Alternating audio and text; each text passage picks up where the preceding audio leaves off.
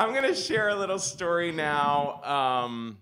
When I was in my mid-20s, there was a short-lived period there where about every other day, someone would approach me in the street and say, "Can I have your autograph?" They were fans of the show on MTV that I was on at the time, and what would happen to me was rather strange.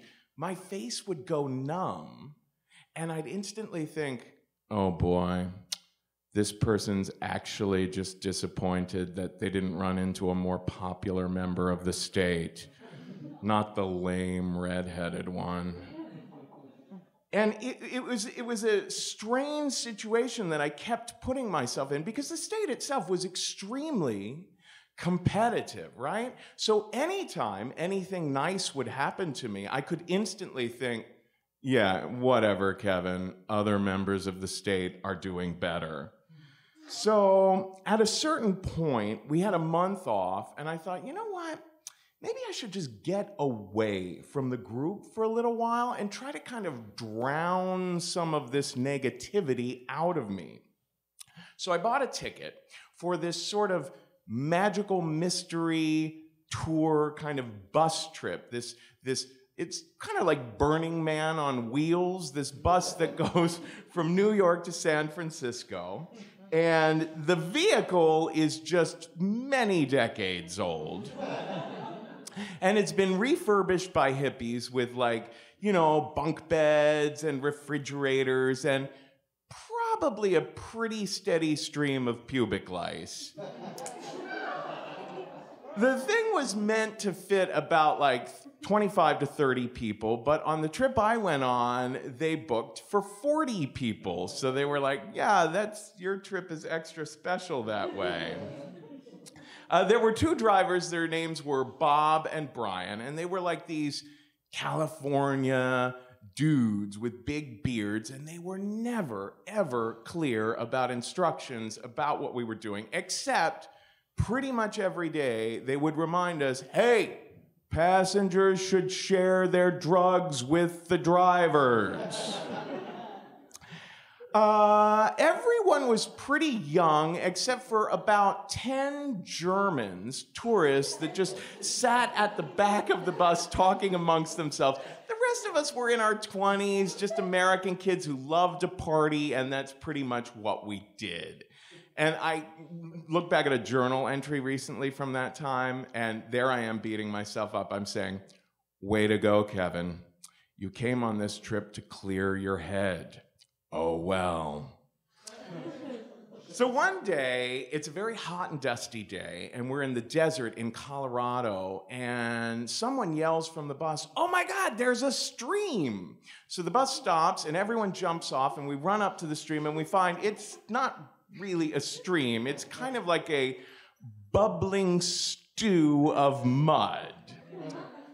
But then the most interesting thing happens. One of the Germans, this kind of tall, dark, and handsome young man, who everyone had taken to calling Superman because he looked like Superman, he starts ripping off every piece of clothing from his Olympian physique, and he just jumps in the water, and the mud, and he pops back up, and he's covered with brown goo, and he just says to everyone, "It's good."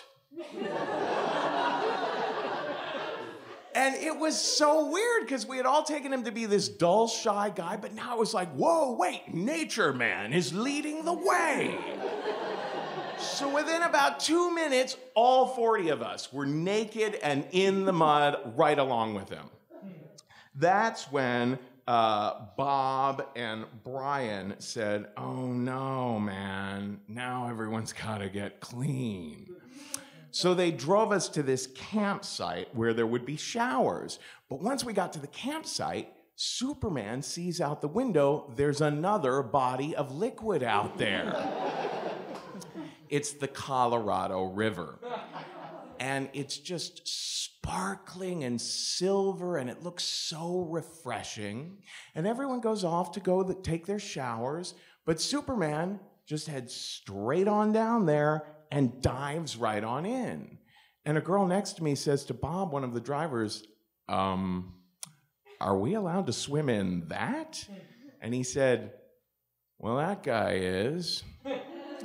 So about 5 people, friends of Superman's and starry-eyed girls just went in a single file line and just followed after and started swimming across the river. And it was really as if they were just taking a lap at the Y. Now, I started to think, one reason I really came on this trip was to meditate on the whole idea, stop hesitating, Kevin. Start saying yes. All this hesitating that you're doing is what's making you feel so mediocre in the state. And look, now it's just passé to jump in a mud puddle. Everyone's doing it. But crossing a river, that would be extraordinary. So I head on down to the water, and I kind of lower myself in because I don't know how to dive, because I don't know how to swim. Now, it's not that I, had never been swimming before. I had been in plenty of swimming pools throughout my whole life. I just never took lessons. I never learned that kind of swimming where, arms and legs and breathing are all working in conjunction to propel you in a direction. The kind of swimming that is rightly called swimming. So here I am just kind of splashing my way through. And clearly, these other people have mastered it. And I really wish I had thought not too long into it that I should turn back, but I was all full of gumption. And about a fourth of the way, mind you, at this point in the river, it's about the length, the width of the river is about the length of a football field.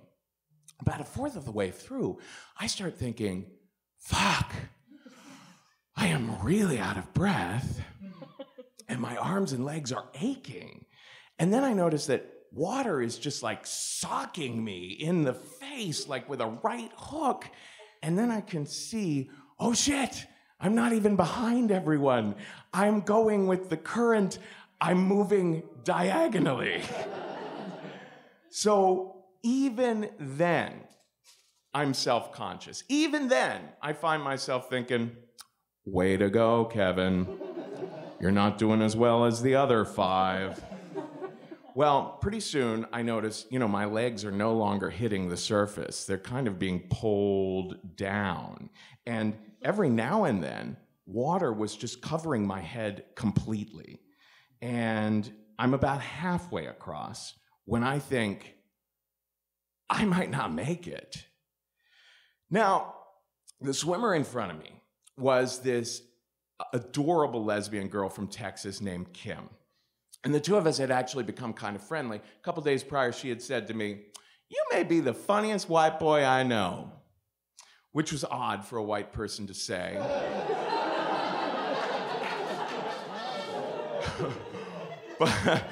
But of course, I thought, well, maybe she doesn't know many white boys. But anyway, now I start yelling to her in the water, "Kim, Kim!" And she looks back, and I'm like, great, I've got her attention. I say, "I don't know if I can make it." And she looks at me, and she laughs, and she turns and keeps going. Like she's thinking, oh, you. Kind of like a kid in a movie who's being told, "There's a guy with an axe at Camp Crystal Lake." Yeah, right. So at this point, the distance behind me and the distance in front of me, it's all just too far away. And I'm just dog paddling. And I know that I'm running out of breath entirely. And I think to myself, I got like a 50-50 chance at this point, and the percentage keeps slipping. So this was the time to stop hesitating. But what did I find myself doing? Beating myself up. I'm thinking, way to go, Kevin. All the non-swimmers knew not to jump in like this. Oh, well. But then I felt this horror at myself I thought, what a fucking disgrace to be in this position right now and thinking, oh, well, like, this could be the end of my life. You know, I mean, that's the whole reason that we're all so eager for there to be an afterlife, because we hate to think that we might be risking the possibility of coming to a total end at a moment when we're thinking, what a waste. So, something shifted. My reaction to myself made something shift in me, and I got an idea. I thought to myself, wait a minute, Kevin. Maybe if you turned so that your stomach was facing the sky rather than the deep, you'd have an easier time keeping your mouth above water. Now, I do realize that most people learn that when they are first graders. And that is what they call the backstroke. But to me at the time, it was like Ben Franklin discovering electricity. I was like, oh my God, I made the turn over to face the sky, and it was as if I was turning on the adrenaline. I felt like I've found it in me. I think I can do this. So I'm making progress, and indeed, I make it to the other shore.